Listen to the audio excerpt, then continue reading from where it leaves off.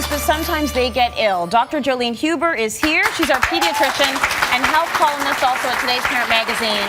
And we're not just talking about the kids, we're talking about all of us. When should we go to the emergency room or the walk-in clinic or to see our general practitioner or a doctor? So there are different situations and scenarios, and you sort of have to gauge and use your gut instinct as well. Right. Let's start with the emergency room. The general rule of thumb, when would you go there? Right, so the general rule is if it's life-threatening, of course, or if it's could cause permanent disability or permanent harm. So things like that could be a broken bone, or you think it's a broken bone, a wound that needs to be sutured or sewn up, and then of course any kind of serious symptoms like stopping breathing, choking, your child's choking, chest pain, a sudden and severe pain that's not going away, all of those kind of, even a mental health crisis, one of the best places to go is the emergency room to get help. So all of those kind of things where it could be something that's life-threatening or really serious, you're calling 911 or you're going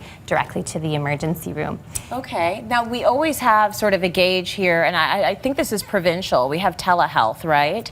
Yeah. Often they can sort of give us some sort of a gauge on what you should do, if you should be taking it seriously. I think most of us would know if you're choking, like go straight to emergency, figure out if you can't handle it at home, figure it out. But if you are looking for a little bit of more guidance. Right, and I think most of us know when it's an emergency, and that's pretty clear. It's those more gray areas, and actually one of the most common texts I get from my family, my neighbors, and my friends is, should I go to the walk-in if it's after hours? Should I go to the emergency? Should I wait till tomorrow? Can I wait? And that's a really big question. So you mentioned telehealth, that's here in Ontario, but most regions in Canada have a health line that you can call, and I can post it on the website for your region. But you can talk to a nurse and say, my child has a fever, what do I do? And they'll walk you through step by step and help you to know exactly where to go. So if you're not sure, talking to somebody for sure. Let's talk about fevers. So if your child has a fever, is that something you can monitor, or at what point do you take the next step? Yeah, and that's a really big question. So if your child is less than 6 months, they should always be seen by a doctor if they have a fever. Other things, if they're really cranky, unusually irritable, lethargic, if they're not taking fluids or drinking, then those are concerns, and they have a fever when you should go seek help. Another thing, if it's an older child and it's greater than 72 hours, you want to go see a doctor, because that's sort of a bit of an ongoing fever and something to get checked out. Okay, if you can't get into your after-hours clinic, go to emergency. Or if you can't get into your regular physician, you go to emergency. Or you can go to a walk-in clinic. Or a walk-in clinic, if they're open. Okay, let's talk a little bit about walk-in clinics or urgent care clinics. At what point, what's the general rule of thumb for when you use them? Yeah, so the walk-in clinic is really for after hours, or if you call your doctor and they say, well, I can see you by Friday, but you think, well, this is a really sore throat, or I have an earache and I really need to be seen, or I want to be seen by somebody. A great thing about the walk-in clinic is you don't have to have an appointment, you don't have to wait as long as in an emergency room, and they can really deal with those, put out fires quickly. The downside is they don't really know you, they don't know your past medical history as well, they don't know your medications or allergies. So if you can come prepared, make sure that you tell them your past medical history, your medications, your allergies, and that will really help them.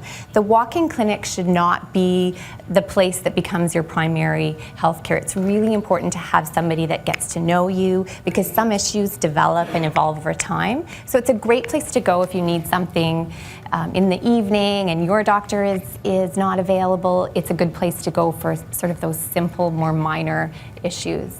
Now, if you do go to the walk-in clinic, you basically have to tell them, you have to know what you're allergic to, all the medication you're on. You have to catch them up on all of that, because they don't have your history. Well, they don't have your file, as you said. Yeah, and so it's helpful and if you always keep a list of your medications, keep it in your wallet or in your purse, it's helpful just so that they have a context of what's going on.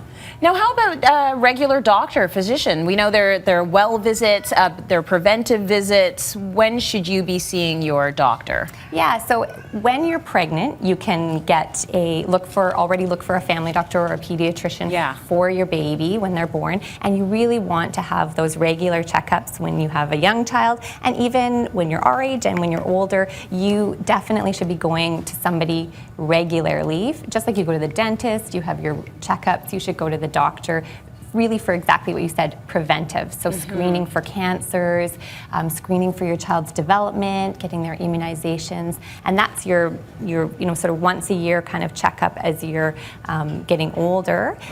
But as you're young, there's a strict guideline in terms of when you should see. Yeah, so at 1 week, at 2 months, 4 months, 6 months, and so on. And your doctor will help you to know when to come. Okay, all right. So well visits are very important. When you get to our age, it's once a year?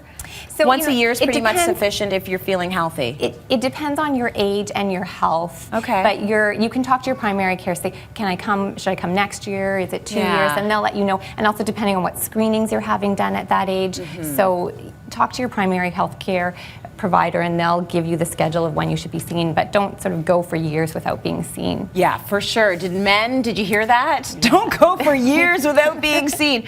Let's put the information for the healthcare lines for all of the provinces and territories that we can find on our website. That is at cityline.ca. You'll find it there. Let's go to break. Thank you, Doctor. Appreciate that.